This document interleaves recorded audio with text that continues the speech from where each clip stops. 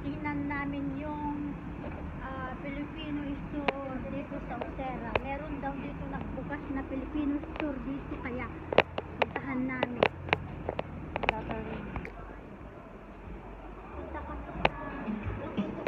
May malapit na Filipino store dito sa amin. puntahan namin yung nagbukas na Filipino store dito sa amin dito sa Usera, kaya tingnan namin kung marami silang paninda, tapos bibili kung meron kaming gusto.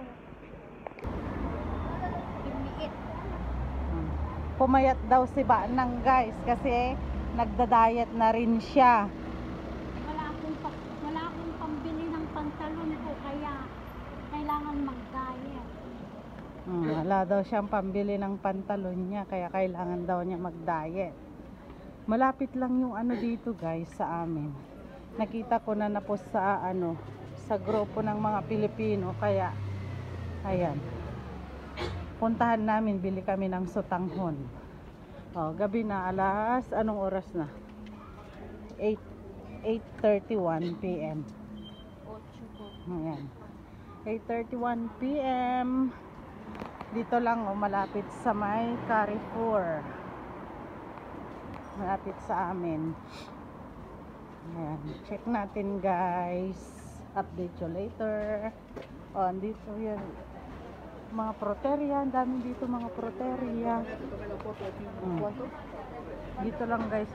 Marcelo Usera. Carrefour. Ito naman hanggang alas.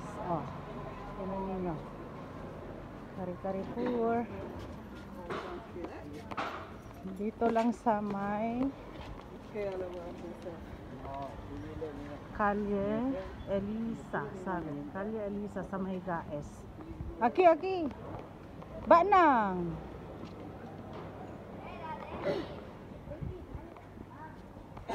Ayan, guys. Ito yung sa may Gaes.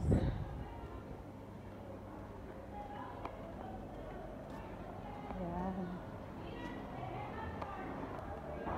Dito lang, guys, makikita nyo. Sarado. Sarado naman. Dakoy? Ito yun, Supermax. Sarado naman. Or baka sa likod ang niya, open niya. Ito yun, sa may Kalye Elisa. Supermax. Ito yun. Sarado? Madami nakaluka mo tipo. Hello. Real money transfer pa.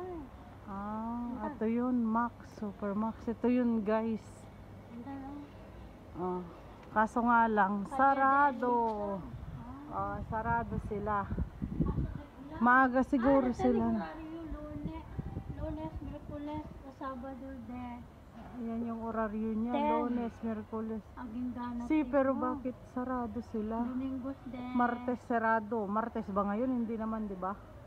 Domingo nakaluka dan niya, alauna. Gingat 70. Alas 11. Ay, alas 11. Vamos. Martes sarado. Uwi na kami, guys.